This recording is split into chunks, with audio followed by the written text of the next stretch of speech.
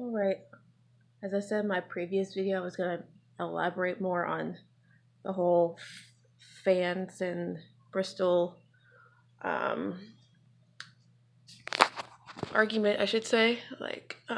My little rant that I had last night. It was really, really annoying me. It's still annoying me, and fans are getting absolutely ridiculous.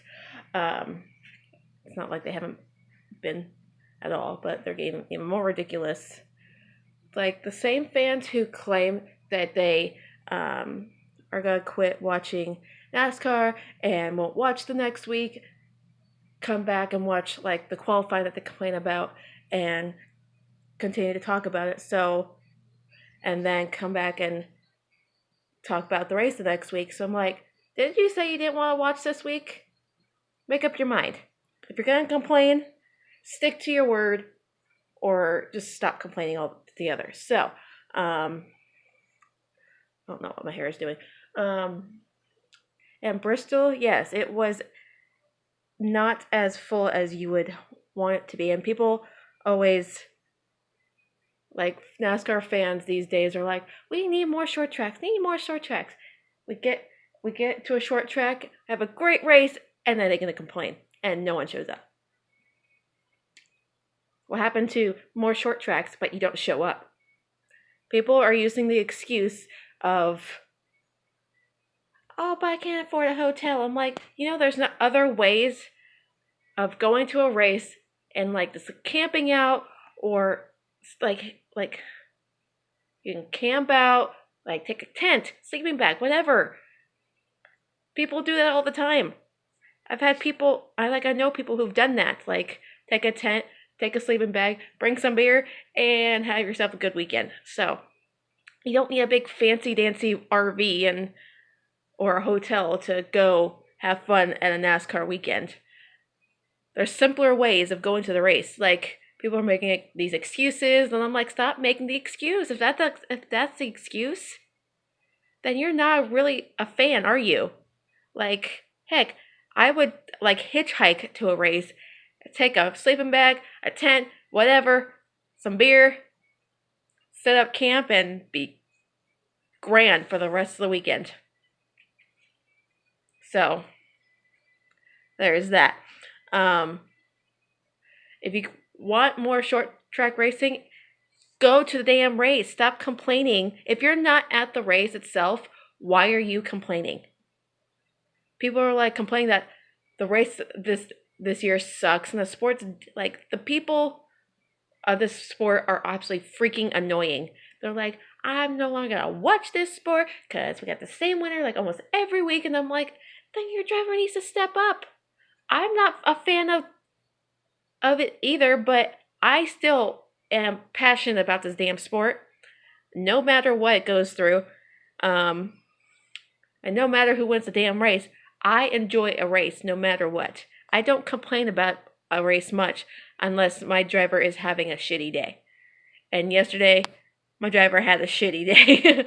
He had no power steering for 400 plus laps and still finished 11th. Like, he was.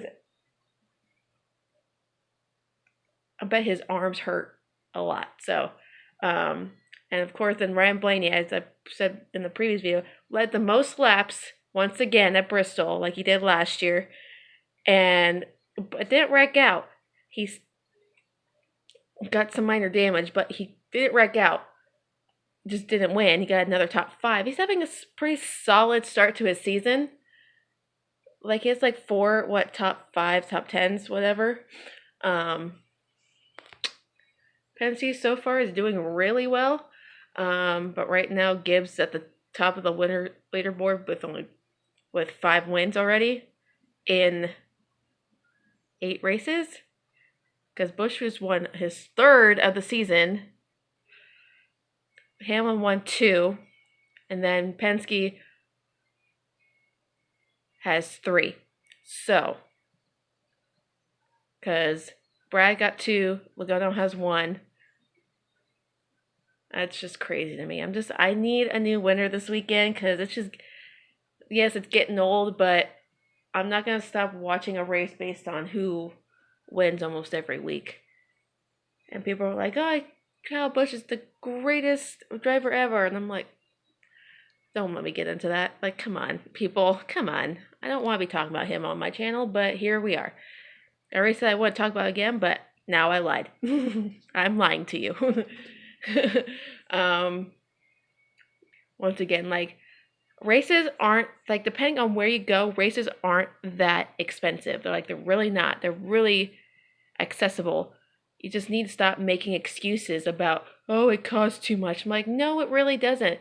Figure out a way, get to a race, stop complaining on, like, the amount of time you can spend on Twitter or Instagram, Facebook, whatever, that amount of time you sit on your ass at home watching the race, when you live, like, probably maybe an hour, not even that, away from the track, you could be going to the track, buying a ticket, watching a great race, because you guys miss, like, if you weren't at the track yesterday, why are you complaining about the stands?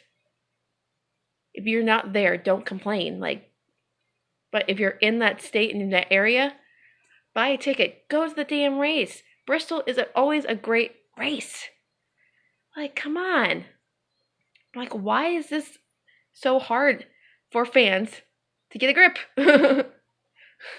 And just go and get off their asses and off their phones. It's like all they care about is staying on their phones and complaining literally about every little thing the sport's doing. Like qualifying and, oh, cars suck. I'm like, then how about you suck? Because you keep complaining and aren't really fans if you keep complaining this goddamn much. You got nothing good to say. Anyway.